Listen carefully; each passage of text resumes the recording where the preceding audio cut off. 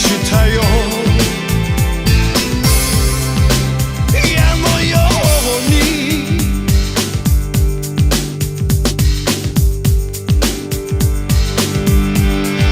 まがいの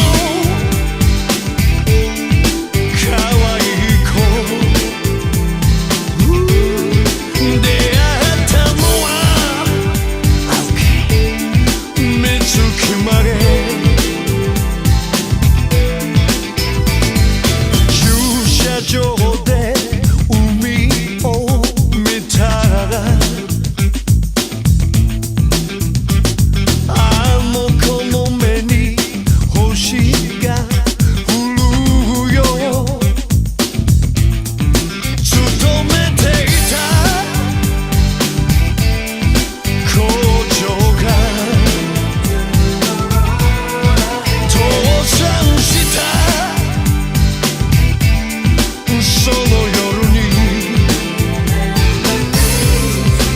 別れた流れ星のように俺は生きたい一度きりの人生激しく燃え尽きる